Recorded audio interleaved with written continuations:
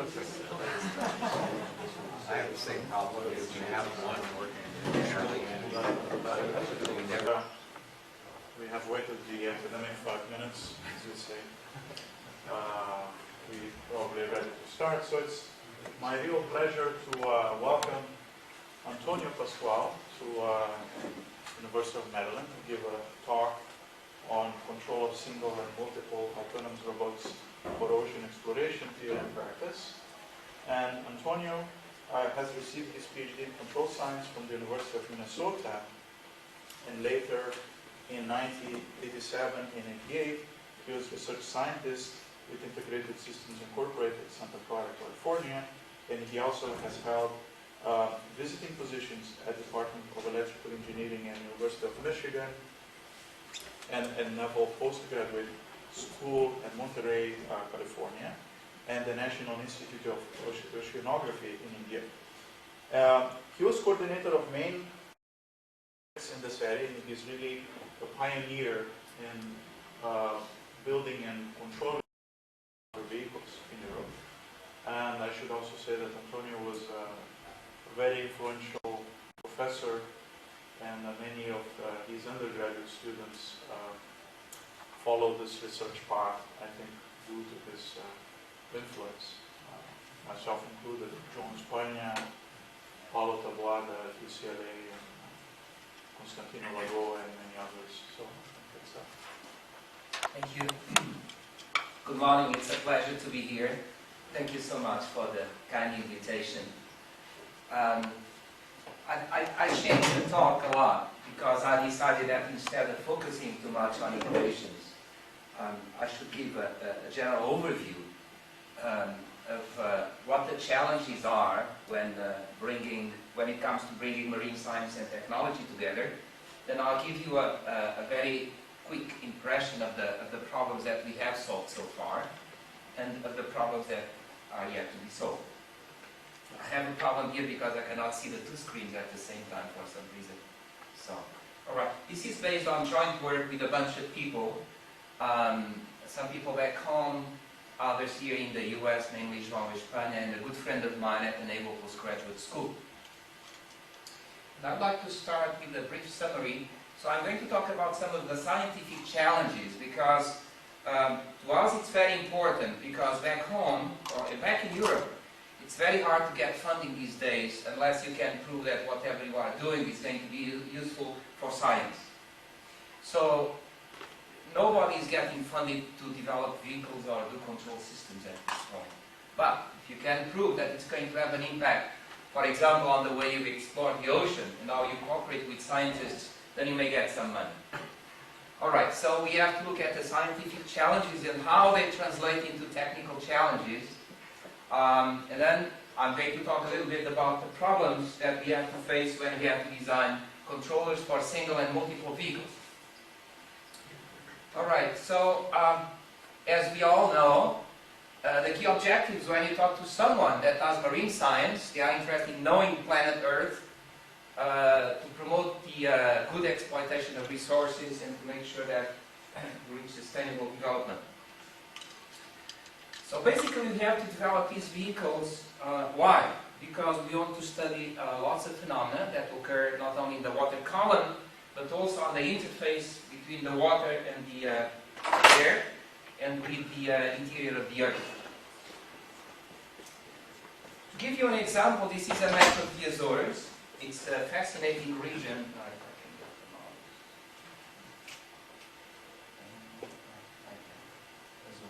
So you see, this spine here is what we call the Mid-Atlantic Ridge. So the Azores are on top of it's a place where three tectonic plates meet, and there's a hot spot there. So it's a very interesting region. Why? Because if you care to dive to 600 meters, 1,000 meters, 2,000 meters, you encounter what we call hydrothermal vents. So the water sits in, goes out to about 2 kilometers, gets warmed up, and then it shoots up. And then in the process leaves deposits of bacteria and minerals, and all this is very interesting to watch for a number of reasons that I'll get into. These are examples of things you have probably seen on TV. This is what we call a black smoke. like smoker. It's an hydrothermal vent. So the pressure is so high that the minerals do not dissolve, and this is what you see. Now, the region harbors, as I say here, a great variety of seamounts, lots of them, and extreme systems. And you encounter all kinds of organisms that have a very large impact in the pharmaceutical industry. So every year we have cruises, oceanographic vessels that come to these spots and they take samples. And so there's a hype around the hydrothermal vents. Just a number of reasons why these things are important. Probably they also hold a secret to the origin of life on planet Earth. The first problems you encounter have to do with the mapping of these sites. So the first thing that the guys want to do, the marine scientists, is to map what they call the vents. And this is a map that was obtained by some people from Woods Hole. So when you start this dialogue with marine scientists, you get into the business of marine habitat mapping. You'd like to have a good map of the area, not only of what we call bathymetry, the depth of the region, but also what kinds of animals, fauna, flora, what grows there. So the idea would be to have a synoptic view of what's down there. This is a beautiful map that was obtained with a robot that goes down, and it stops at a certain level, goes around, and with an echo sounder it just tries to capture the backscatter, and then at the end of the day you can do the map of the hydrothermal vent. So you see, this is a very good application of what robots can do in the deep ocean. That's one of the things. Last summer, we actually went around one of these chimneys. This was a student of mine, Luis. This is a beautiful image that he got with an echo sounder at the depth of about 2,000 meters on top of a vent just by scanning. So it's a very good application of robots. Now, the way this is done in practice, it's by typically resorting to manned submersibles. This is the famous Nautil. It's a French submersible. See, it's equipped with a manipulator, and it's trying to inspect one of these vents. Now, it's very dangerous to do these in situ observations because, of course, human lives are in danger. So, for those of you that are not acquainted with the underwater world, it's extremely hard. It's much harder than space because of the large depths and pressures, highly corrosive environment, no optical visibility. If you want to do navigation or communications underwater, you have to resort to sound. And this is very important because of the coordination stuff I'm going to talk about later. Of course, you cannot resort to submersibles because, like I said, human lives are at risk. Now, in the Azores, most of the stuff that we do is motivated by the envisioned applications in deep water, but also in shallow water, because we get something very interesting off one of these islands, and these are shallow water hydrothermal vents. Okay. This is about 30 meters. You see the same type of phenomenon, the position of bacteria and minerals. And now to give you an idea, the way marine scientists study these areas is by going there with scuba diving equipment, probably riding a scooter, and this is what I call a friend of mine.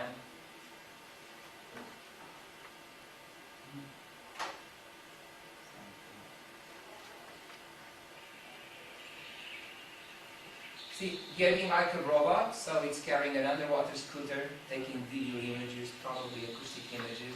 I have a big problem because you don't have any georeferences. The person does not know exactly where he or she is.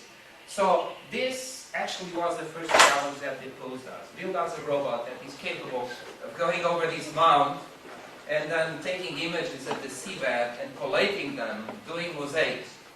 And it's in relatively shallow water. There's another challenge in the world. There are hydrothermal vents in very shallow water, in very deep water, and also in the mid-water column, but not much is known about it. So the idea is to use robots to try and detect the vents in the mid-water column. This is a very good challenge. So from the scientific standpoint, what they need to know is the spatial extent of shallow water hydrothermalism and go from humans to robots. Okay? So you see there are lots of applications in coastal areas, in the deep ocean, and in the open sea.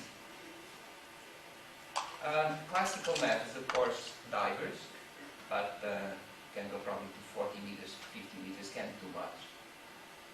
Research vessels, these are very classical methods of doing oceanography, for example. Poor maneuverability, you cannot penetrate the water column unless you have a winch and you go up and down with your instrumentation.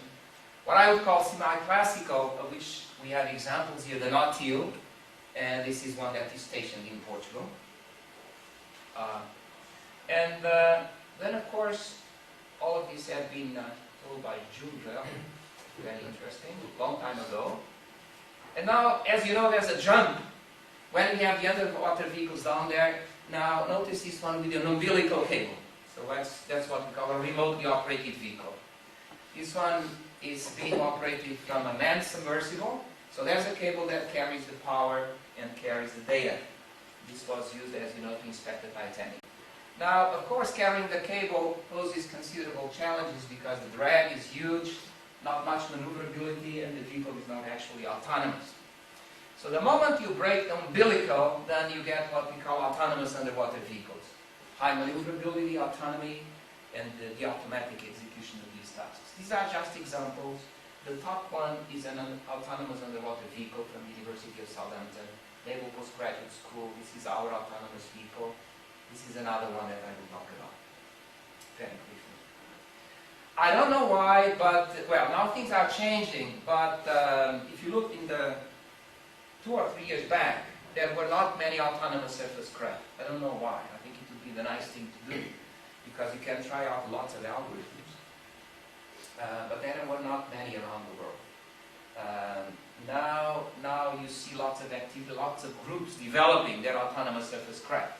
This is the one we developed back home, 2 of them, and that one in operation. There's also another breed of vehicles that we call the hybrid vehicles. So it's like an ROV, a bluff body, but it has the capability of carrying manipulators and locking itself on structures underwater. And the problems that they pose are very, very interesting. Now, the future trends, as you know, have to do with the fact that when you talk to marine scientists and you want a synoptic view of the ocean, you want all these units to behave as nodes underwater, collecting data, transmitting to a central site, and then fusing the data. And this data is going to be useful for whoever is in charge of deciding things. For example, it has impact on fisheries, as an example. So sampling dashboards. So this is the main theme of the talk. So it's this webbing of communications, information, decision, and control. And I'll try and justify a little bit why this is important. Now, because I said that I'd like to focus a little bit on the vehicles we developed back home, I'm going to give you a little glimpse of what vehicles we have there. This is our autonomous surface craft in operation about 7 kilometers away from shore, communicating with land. And what it is doing is going over an old volcano with some acoustic sounders and trying to get a map of what is down there. So these are very useful. This is our autonomous underwater vehicle. It's doing an operation in a canal between 2 islands, collecting data, and this is the time it is resurfacing. So autonomous surface craft, autonomous underwater vehicles. This is our autonomous underwater vehicle. So it's designed to fly above the sea. There are no hovering capabilities. And when it comes to control, what we are interested in is in developing algorithms for trajectory tracking and path following mostly. Is it water jet or propellers? Propellers. This is an example of, I think this was a fantastic project. We were not coordinated for this project. The French were, IFREMER, the big institute. This is what we call the underwater shuttle. It's a huge vehicle. You see, scientists are very interested in positioning labs at the bottom of the ocean. And these things are huge, 1, 2, 3, 4 tons. So there's the problem of positioning them down there. The way it is done, the classical way, is you launch the lab, you launch a submersible, the 2 go down, they are neutrally buoyant, and at some point the submersible grabs the lab with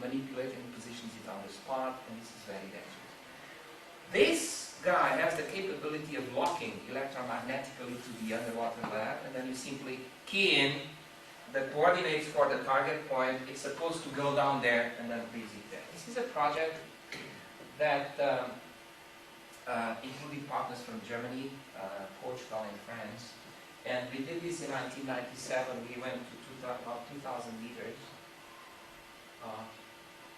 It's a very nice application of controls and navigation. Navigation was exceedingly difficult.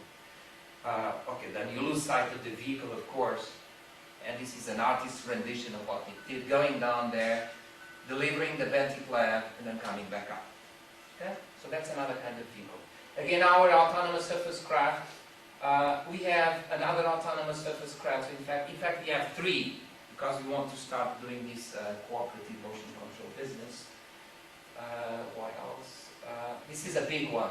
This one is about 13 meters long. It has an autonomy of about 2,000 miles.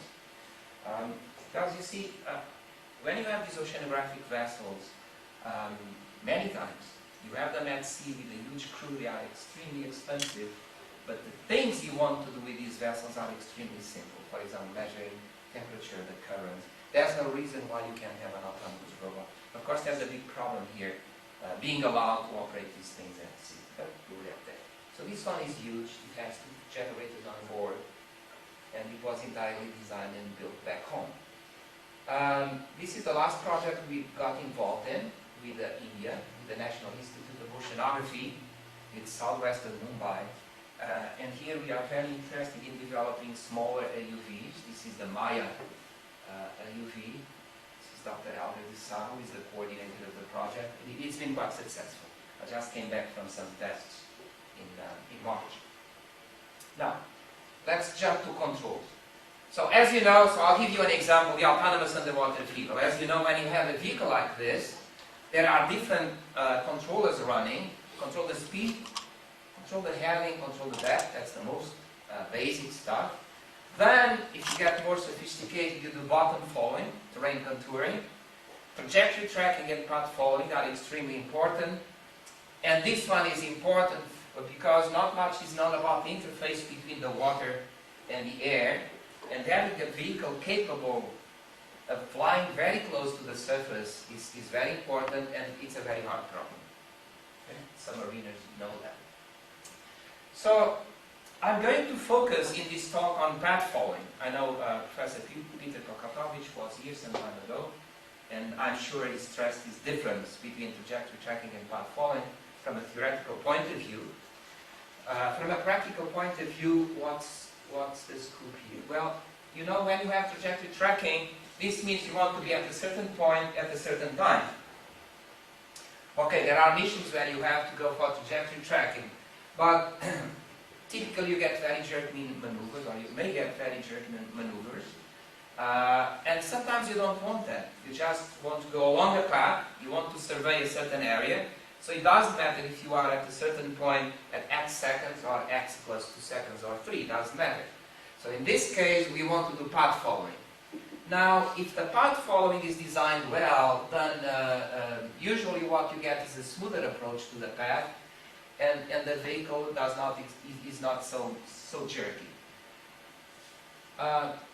So this is an example where now you can design any path following algorithm to fight currents. This is a vehicle, an AUV. That's one of the algorithms we designed, and it is running on the vehicle, and it should fight currents naturally by flying craft. Okay? So there are basic control problems that you have to solve, as you can imagine. Many of you are much more familiar with this than me and myself. Let's not now get into coordinated motion control. This whole thing started back home with the mission that we envisioned in the scope of the European project that was called Azimuth. That called for the coordinated operation of an autonomous surface craft and an autonomous underwater vehicle as you see it there. Now why? Here is the main reason. Many years ago, well about 10 years ago, when we started developing these vehicles in Europe, I think we were extremely naive. Now we know a little bit more about these things. So we were essentially telling the scientists, look, I have this wonderful vehicle, it's going to be down there for 2 hours, 3 hours, 4 hours collecting data, then it will come back to surface and will give the data to you. And the marine scientists immediately reacted very nervously. No, we want to know more or less what's going on. So now you have a problem that you have to communicate.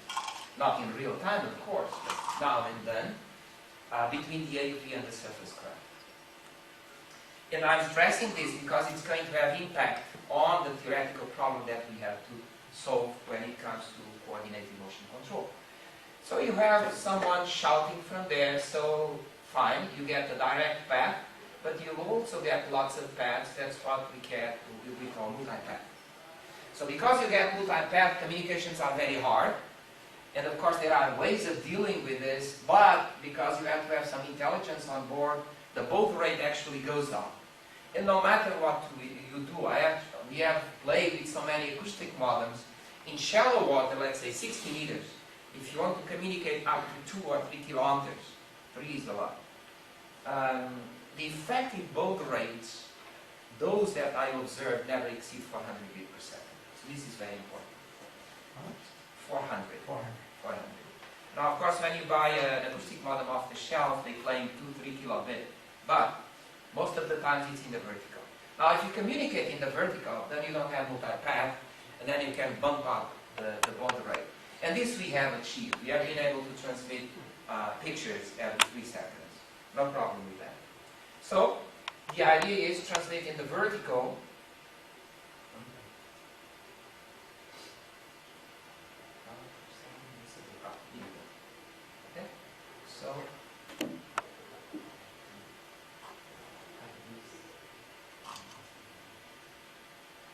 Okay, so the idea is to have the catamaran on top of the AUV at all times, or in the neighborhood of the AUV. So the AUV is going about its life, getting data and beaming up, and then what you can do is this.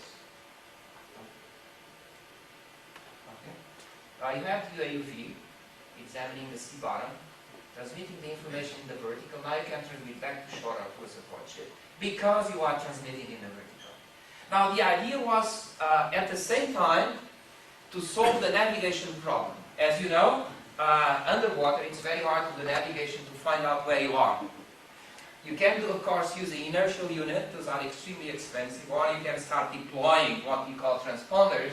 But if you somehow manage to get this guy to ride the AUV, and this one can compute the relative position of the AUV with respect to itself, then because this one has a DGPS, it can find the absolute position of the AUV and beam the information down. So by doing this, we could in principle solve at the same time the problems of navigation and control. Now, I should stress that we have not done this fully yet. There's a lot of stuff that remains to be done in order to actually execute this mission. I'll explain to you what we have done so far. But did I understand you from previous conversations that you have done demos where the surface vehicle is actually stationary like a buoy? Or is it? No. During our conversation, what I talked about is that is a positioning system that is commercially available when you have buoys that drift, and each one of them has a GPS. This is different. This would be like a moving buoy, but being on top of the AUV. Now, another interesting thing is this has not materialized yet because the sensor to compute the relative position of the AUV with respect to the autonomous surface craft was not sufficiently small. Now things have changed drastically. Okay? This is another scenario. This one has not, you see, the other one you could think of it as formation. It's only 2 vehicles. But of course you could think of an autonomous surface craft in 2 or 3 AUVs. And if they are in the cone of communications, then you could have execute a very nice mission. So it's a typical formation problem. Now, here is another example that is very important to scientists, doesn't fit in this framework. And this is a dream that started in Europe and I'm sure here in the US as well, that is called telescience. It should allow a scientist from the comfort of his or her own lab to inspect the sea bottom, for example. So here is a situation where you have a scientist on board a ship or on shore, You have an autonomous surface craft with an umbilical. This is a very thin umbilical and an ROV. So you could think of exactly the same problem I mentioned before, but with an umbilical. But because there's an umbilical there just to transmit information, now you can beam up information very fast, transmit it to the ship, and upon detection of something interesting, these AUVs that stay dormant could come to the area and inspect in more detail. So that you see what you see here. So the ROV keeps going and then the AUV goes there. So this one doesn't have so much to do with information, even though you have this problem. As far as I know, it has not been, well, it has been addressed, but I haven't seen any application except probably, except in the military. I know it has been addressed in the military. Okay, we did a umbilical hole. Of course, we have the typical problem. We have more than one AUV with acoustic sensors and covering an area, so you have to achieve a certain information. And another example has to do with the quest for hydrothermal vents. Now, this is probably not very realistic, but just to give you an idea, when you have these hydrothermal vents, there's methane coming up. So conceivably, you could detect the source of the methane by following the gradient, and this calls for a fleet of vehicles, and each one of them equipped with a methane sensor in being able to communicate among themselves, so they compute the gradient and they do a gradient percent. It's not that easy as it sounds.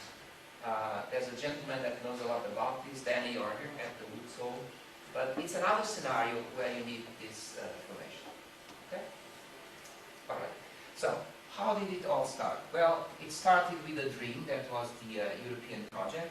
And then we did some very interesting experiments with the guys from the Naval Postgraduate School. They actually came to the Azores.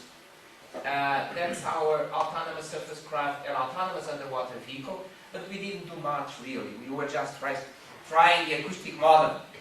We had the autonomous surface craft on top, was following a path, autonomous underwater vehicle, and they were communicating. This was in 1998.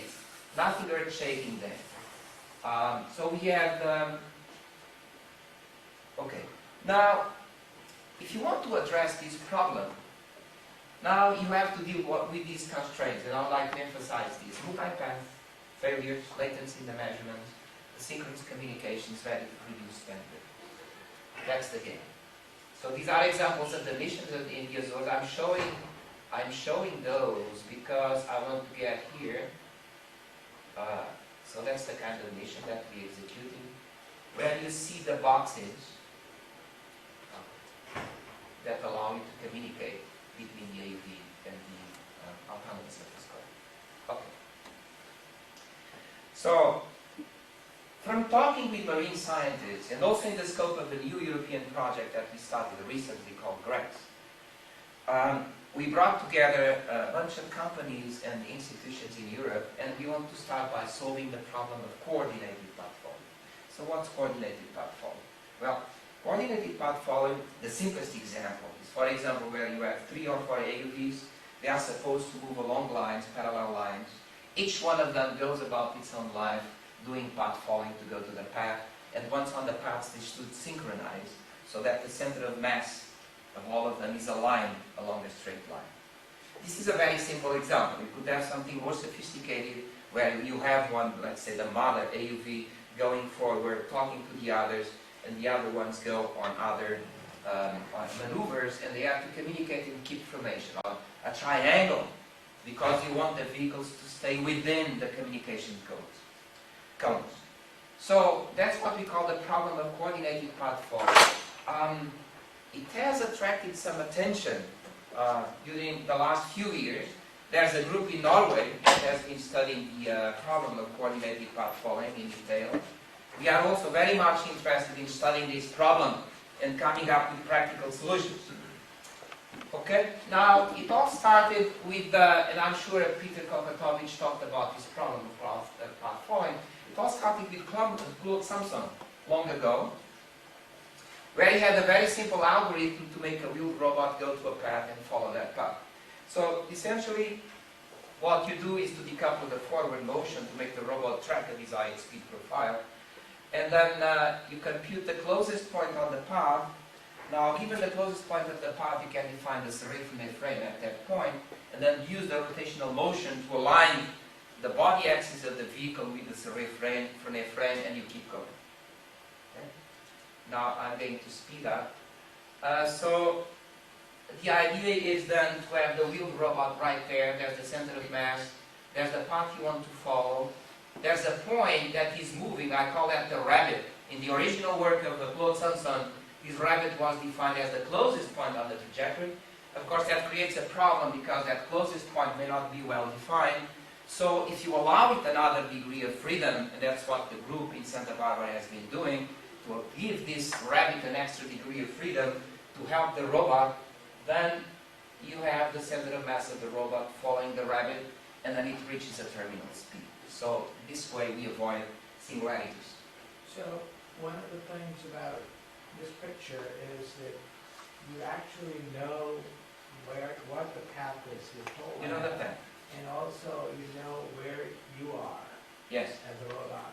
So in different work where we don't know the path, but the path happens to be a boundary of a, say, convex or even concave obstacle, Eric and I took the idea that we constantly sample points on the boundary by laser rangefinder, estimate the current curvature at that point, and then use the curvature together with this, what you call rabbit, we call ghost point, to interact between the ghost point and the point of the robot. So now it's actually like the formation problem, except that it's the ghost versus the real interaction. Yeah, yeah. So the path is not defined offline. Not often it's experienced by laser rangefinder. Yeah, yeah. Yeah, we have also done something along those lines to do bottom following contouring. When we have an echo sounder that or 3 or 4 echo sounders just trying to estimate the curvature of that. So that's path following. It's classical by now. There's some very important work by Skjetten, Fossen, and Kokatovic. And then people became interested in this coordinated path following business. And I think it all started with a beautiful paper that was published in some, I would call it obscure place, by Hinman and Hausen. That was called Maneuver Modified Trajectory Tracking. And we used the same ideas to try and develop a controller to have the autonomous surface craft riding the path, the autonomous underwater vehicle riding the path, and aligning them along the same vertical. Now, if you start by looking at this problem without thinking too much, you could always say, well, but this is trivial because I could specify trajectories, the same trajectory for both of them to follow. So the AUV follows a trajectory, the autonomous surface craft follows a trajectory. If they fall, if the error asymptotically goes to 0, they are coordinated. You don't want to do that because this vehicle up there may be subjected to disturbance, may not be able to cope with the current, may slow down, and you don't want this guy to go totally crazy and capture the trajectory exactly. So you want them to interact and talk to each other. So that's the main thing. And also it applies to coordinated motion control, of course. The problem we had to solve was path following, and then you coordinate. And here is an example where you have straight lines, but of course you can generalize to other kinds of curves or paths. So essentially you give a path, and you give the desired speed, which may be a function of the path. Not a function of time usually, it's a function of where you are on the path. Can have both ways. So, what we did together with the people in Norway, with the group in Norway, is to do the obvious, is the divide to conquer. So, for each vehicle you design a path following controller, then you look at the coordination error. Now you design another algorithm assuming that you are on path because now the dynamics become very simple. And now you have a problem that is akin to that of consensus. Which is to drive a certain error to 0 and you align them. Okay? The problem is that these two things coexist. So we are not only solving the sort of consensus problem, but we have to deal with the fact that the vehicles are approaching the paths. Therefore, you have a dynamical system there that may be slightly complex because of the dynamics of the AUV, and the two systems are put together. So there were some very interesting results. also from the group in Norway. We also did some stuff along these lines. In this earlier work, the communication constraints were never addressed explicitly. In other words, people were assuming that the communications would ensure that the information would flow continuously. Now, of course, you have to bring in all the concept that there are communication constraints. People here know much more about this than I do. My single objective is to call attention to this problem, and especially to the fact that when you have the communication topology, you have delays. The transmission is asynchronous. The delays are dependent on the distance, because the speed of sounding water is 1500 meters per second. So you have a bunch of problems, and I don't think these have been tackled before in this general setup. Of course, there's the beautiful work that goes back to Tsitsiklis, there's Michael Atkins and many other people. So there are very interesting things there. But as far as I know, for the coordinated path following problem, these issues have not been addressed fully. So there's some very interesting work to do there. And also, from a practical point of view, to really go to see and try them out. Okay, so the delays, loss of communications are very important. For those of you that have played with acoustic modems, it's really a nuisance. The moment they work, you are extremely happy, and you pray that they will happy. Sometimes they work, sometimes they don't work. Now, how do you capture this in a nice mathematical framework? We have to address these problems. Because you have these vehicles in the water and you don't want to lose them. So I'm going to move faster because I realize I don't have much time. Now, I told you a little bit about the path following algorithm for the wheeled robot. Of course, for an underwater vehicle, things are slightly more difficult. They are not complex, slightly more difficult. Because you have side slip and you have angle of attack. So I'm not going to spend much time on this. Essentially the same idea. You have the rabbit, you have the serifone frame, except that now you don't want to align the body axis with the serifone frame, but you want to align what you call in aeronautics the wind axis or the flow axis. The total velocity vector should be aligned with the tangent to the path, and the rest is the same, so it adds some more complication, but you can do that. So this will make the vehicle follow the path. Now, here is an example of coordinated path following with two AUVs now. Let me just explain a little bit to you how this works for general paths, and it's the obvious thing. Now, if you go along straight lines, of course, the measure of uncoordination is the distance. If you go along these circumferences, it could be a measure of the angle. If you go to general paths, this is not important. Okay, let's stick to those two examples. So what we do here is we have path follow, we have path coordination, we put them together, and we have what we call coordinated path follow. And the two coexist, so they have to be analyzed in detail. So coordination, it's possible to analyze this overall system and prove that all adequate errors go to zero or go to a neighborhood of the origin in the face of perturbations that are bounded, L infinity bound. If you have fixed communication networks or even with brief connectivity losses, and I'll explain what that means. Now, fixed communication networks, for example. So you start with the path following algorithm for each vehicle, and what you do is you define a coordination error that has to do with the path reparameterization, coordination dynamics, and then you introduce the graphs and the coordinated control.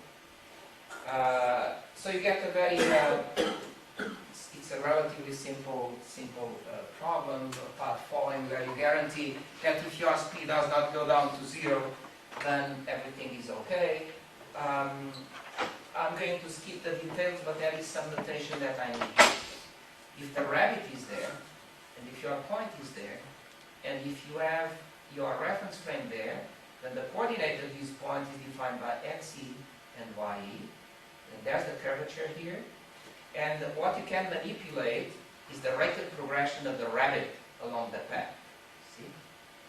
And the speed, and also the rate of rotation. So then you do the obvious thing with the Lyapunov approach, and then you can prove that if you do this, then you approach the path, and you are on top of the path, and you reach the terminal speed. This is not important. I want to go here now. Suppose you want to do something more complicated, like one path is a straight line, the other one is wobbling, the other one is doing something else. What you do is the obvious thing. You reparameterize the path in terms of parameter, and you declare that the vehicles are synchronized in this new parameter space, the parameters agree. That's what you do. And basically, the reparameterization has to do with the partial derivative of the length. Well, it has to do with the local curvature of the thing, of course. Shifted paths, circumferences, this is what you get. For example, if you want a vehicle to go on a straight line and the other one to be on the shoulder on the left, this is the way you do it. You define the parameter psi1 as the length, and the parameter psi2 as the square root of the length, and that's how you do it. So you declare that these guys coordinate with this one when they form this triangle here, and then this thing keeps going, and therefore when psi1 is equal to psi2, you achieve coordination. So you can go for arbitrary paths. If you look at the dynamics of the rabbit, this is what you get. And then you have the dynamics of the coordination state. So you see, you have the two things showing up at the same time. From the path following algorithm, you know that the rabbit is flowing at a certain speed, but then there are terms that come from here that have to do with the error in path following. At the coordination level, these are the things you want to make the vehicles agree on, and they are basically related to the speed and to a perturbation that comes from the path following algorithm. So the important thing is that term di is guaranteed to vanish at the path following level if everything behaves well. So you can analyze the two systems together. Okay. So the objective is to make all the parameters go to zero and to make the derivatives reach a terminal speed. Now, if you make that term exactly equal to zero, and then you define this error, which is the real speed minus the desired speed, then you get into the dynamics, and by massaging this, what you get is, at the top level, okay, you get the evolution of the error in speed, and here is the coordination error that has to do with the speed. This is the assigned speed and the perturbation term that comes from the path following. Now, if you put all these together and you bring in the communication constraints, it's possible to prove using very simple arguments that if the graph is connected and you use an adequate control law, all the errors go asymptotically to a neighborhood of the origin that depends only on the size in the L-infinity norm sense of the disturbance and measurement noises. Okay? So I'm going to skip this. Now, what kind of communication constraints? Of course, I'm not going to address this because we're all familiar with the Laplacian and things like that. All right. So there are some control laws. Here is the type of control law. So the type of control laws that we have been playing with are extremely simple, where each vehicle reacts on its own speed, and then based on the difference.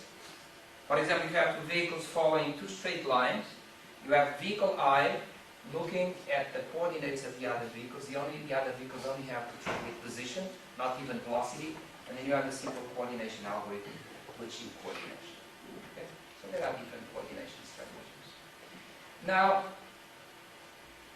that algorithm works very well when your vehicle is fully actuated. For under-actuated vehicles, we have to go to a different strategy, because we wanted to get a mathematical tool that would enable us to put together the dynamics and the coordination levels. So this work was done basically by Pedro Aguiar, at the time also with Peter Kokatovic and João Espanha, and then we continued back home in Portugal. So given a geometrical path, right there, we want to find a control law to have the position of the vehicle tend to the path, and so that the terminal speed meets certain requirements. So it's a very general setup. I'm not going to get into the details. You define the path following error. You define the speed tracking error. So essentially we want to derive a control law such that asymptotically the vehicle goes to the path and you reach a certain speed profile. Now you need to exchange information.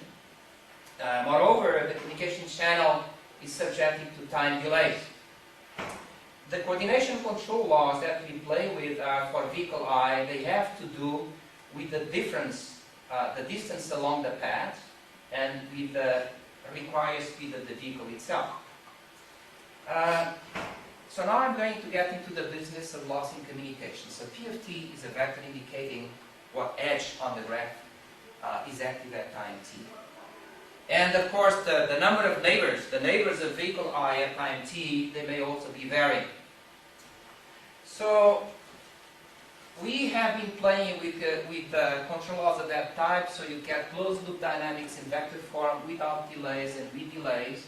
We have been able to do something interesting for the case where you know the delays. In case you don't know the delays, then you don't know much yet. Okay? Now, what kind of communication losses have we been addressing? First one is what we call brief connectivity losses. And this is motivated by the work of España on brief instabilities.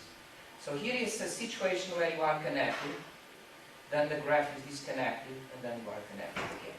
So in this case, edge 1 is active, this one is active. In this case, all of them are inactive, so on and so forth. Okay? So L, in this case, the Laplacian is a function of P. It's denoted Lp. So here we got some good inspiration from the work of João España. Brief connectivity loss tries to capture the situation where the graph is alternately connected and disconnected. So what you do is you build a characteristic function that is 1 when the graph is disconnected and is 0 when the graph is connected. And you define the connectivity loss time as the integral of this. And essentially you say that the communications network has brief communication losses if that inequality applies. And if you look at that inequality, you see it's from a deterministic point of view. It tells you that over a time window, the percentage of time over which you are not connected is at most alpha. And also, the amount of time over which you are not connected will not exceed T naught. So that's the setup. So the question is, what can we prove in this case? So here is the interpretation. If the graph is disconnected, then the time over which it is disconnected will not exceed T naught, and that is the percentage of the time, the upper bound, on which the graph will be disconnected. Okay? So, this is another scenario that is motivated by the approach of Moreau, where you don't even have to have the graph connected over certain periods of time, but on the average, when you sum the Laplacians, then you get some form of connectedness. So that's what we call uniformly connected in mean. So that's the definition. That is a time such that if you look at the union of the communication graphs, then suddenly the ensemble becomes connected. So essentially what we did was to rederive, I'm not going to, we can talk about this later if you wish after the talk. But essentially now you have the path following system, you have the coordination system, you sort of design them independently, but you have tuning knobs. You put in the communication constraints, either in the framework of brief connectivity losses or connected in mean.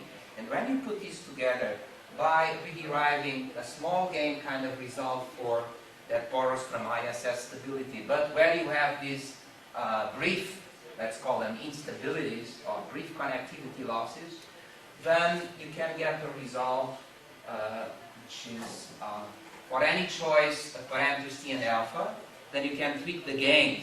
This is the obvious thing. So in some sense, it's an anti-climax, but it also tells you that there are things you can do. So no matter what T and alpha are, there exist gains at the coordination level and at the path following level, so that the complete trajectories in the adequately defined error space go to a neighborhood of the origin. Now, the size of the neighborhood depends on the size of your disturbance and noise measurements. So it's reassuring. The same for connected in mean. Is the result of the mean? Excuse me? Are the mean parts converting, or you can say something about the deviation? We can say something about the deviation. Because Like you into an have- ISS kind of you can have small means, but the variance is pretty large. No, no, I'm talking that, let's say, in a deterministic setting, where I'm assuming that the noise and the disturbance are in L infinity. So that's the boundary that I know. Okay? So this is not important. So here are some of the simulations. You have the vehicles achieving a straight line. You have the vehicles achieving a triangle, for example. Okay? Now, The parts are known before. these parts are known in The parts are advance. known before. These are known in advance. They are fixed. Yes. And- See that's And I know my motion. I have a model for the dynamics of the vehicle. So even if I have intermediate communications, I can do very good predictions of parts. Yes. Okay. So what is the big problem? I'm getting to this. Somewhere you have to have something that is terribly too much. Well, Otherwise you can do everything by just one. If your vehicles have the capability of doing whatever you want them to do, in other words, one of them gets stuck, they get stuck, you can achieve all the speed, you are absolutely right. You don't even have to communicate. Right. Yeah. Because I can go in this system. Of course. Essentially, you define these rabbits and you tell the vehicles, follow the rabbits and they are all the same. You are absolutely right. Which I can consider as virtual space, and then I just do Yes, the yes. by The problem is if you have saturations or if one of the vehicles is under disturbances, you cannot do it, then you have to start communicating. So that's the exciting thing. But you see, this is very interesting because the observation it's the obvious one. But it was hidden somewhere, so there are all these publications and people were worrying about the fact. In the publications I've seen, I'm sorry to interrupt you. Yeah, sure. Most of the publications I've seen, they give constraints communications on rates. And, Yeah. and what we are trying to do actually is do communications on critical events. So we would like to have communications on to be very triggered rather than the Exactly, you are absolutely right. Yeah.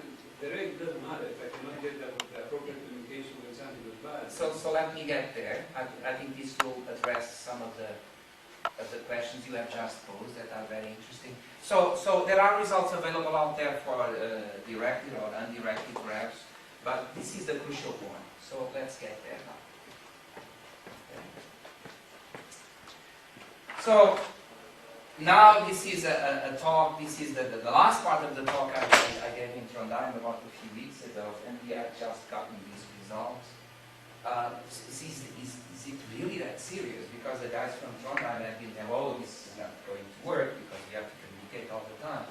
Is it really serious? And of course, if you look into the literature of the network control systems, and these are the examples, this paper, and this one is especially nice, by Shu and Schreiner. So this suggests, and I'm just going to show a graph. So, communications. There's an underlying communication topology that can be fixed or time varying.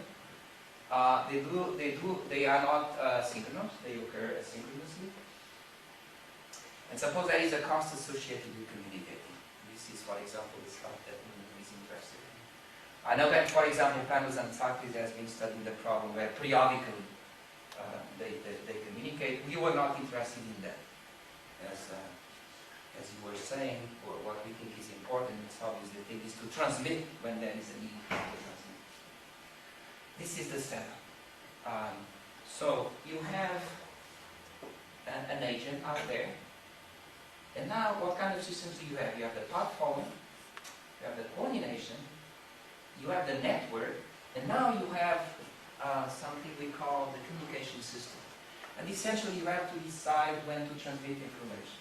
And this is not something we invented, of course. We just borrowed from the literature, and it worked pretty well. So I'm going to describe in words for those of you that are not familiar. Most of you are.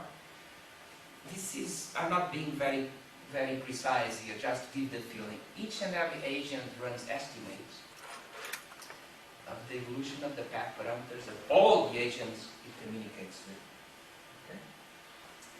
So the intuition agent I runs a model of what, for example, J thinks I is doing. And when it measures its own thing and the comparison sends an alarm signal, then it broadcasts the message. So we have the results. I can leave the paper here. I mean, it it was submitted to the CDC, where we analyzed the ensemble, and basically we prove that given a system like this, with the ideal infinity sense, where the disturbance and the measurement noise are there are things we can do and we can say about the error, about the convergence, what is the ball, what is the size of the ball that you stay within. Basically by tweaking the gains on the coordinated path following, or at the coordination level, or at the path following level. On the third point, how do you figure out what the actual value is? Oh, you see, so you have the estimator running, you compare, you square, and when you exceed a certain threshold, you declare that something is wrong and you broadcast. That's one possible example. There are many. What? What's the actual value? What the other agent is doing? No, I'm not being very rigorous here, but let's say that agent I runs a model of what J thinks I is doing. But I know what I'm doing myself. So when You can predict the deviations given, and you find that it's controlled the program. You can back complete the thresholds. Yeah. Actually, you can even solve that these thresholds. and you can accommodate delays and so on. They come as close as possible to the most stopping time for something for this program. Now, of course, if the vehicles can achieve the terminal speeds, there are no constraints, there are no disturbances, you only communicate at the beginning. Now, this is an example where I have these three vehicles up there, following these paths. Vehicle 1 talks to 2, 1 to 3, 2 does not talk to vehicle 3, and we have this... Is the communication range controllable or not? You mean insinuation? When I have this vehicle moving, right, by finding out the power and communicate longer or shorter, is that considered here or not? No. Right, because I could actually do flooding, right? I can actually pump up the power and tell everybody where I am. Yeah. That I was talking to Noon about it. It was very clear to us what the mathematical setup should be to capture whatever you watch at sea. We have to go back to that problem. Very big problem because the rates are very low and the fitness is very bad. So you actually have There is delay. components and it made it difficult actually to control the phone. Yeah. It's kind of, You see, there's another hidden problem here that That's because of the underwater environment. and the water environment. But there's a more serious problem here. That one we have not solved yet. I mean, I think the solution is almost obvious now. Suppose you declare you want to achieve a triangle formation. Well, why do you want a triangle formation? Well, it's because the mothership is there, then it has a directivity cone, so it wants to see this guy on the left shoulder, that guy on the right shoulder. And you want to communicate. But during transient maneuver, the triangle is gone, so you don't communicate, you cannot achieve coordination. I cannot allow to have angel buoys. Excuse me? I cannot put angel buoys above 20. Angel buoys? Right. And so I basically, okay, so you can put something which is floating. That's what I see, it's just okay, so it's like a satellite in the water. Yeah.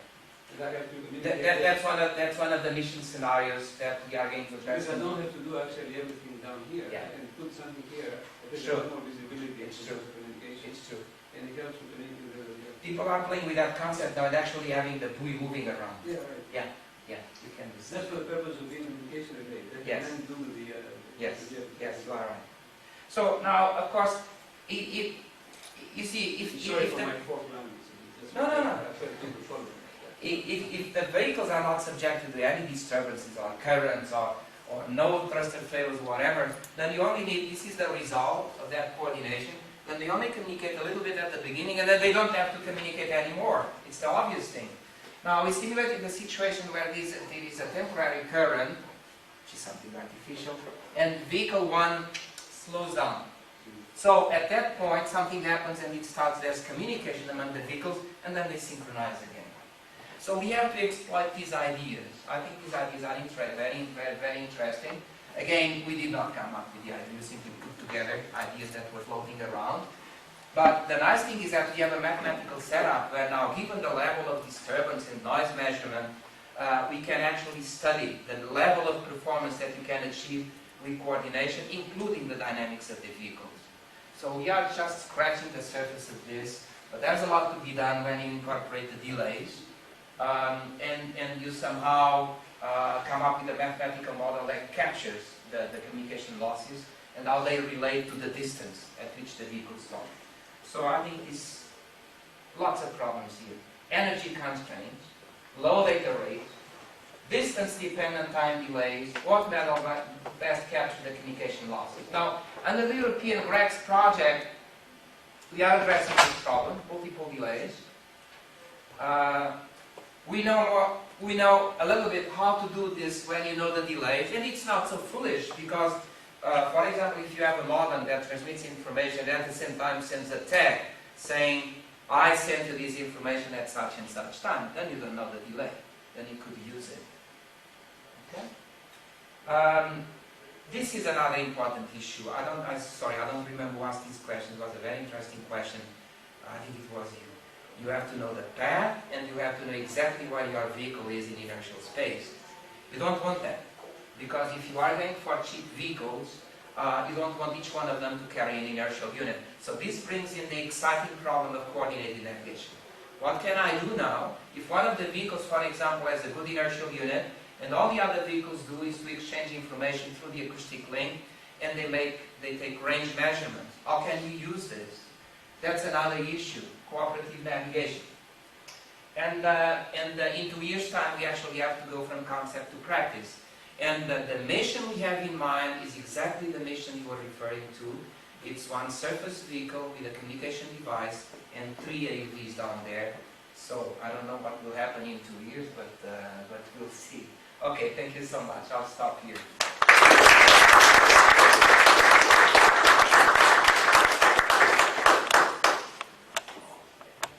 you have any questions? Yeah.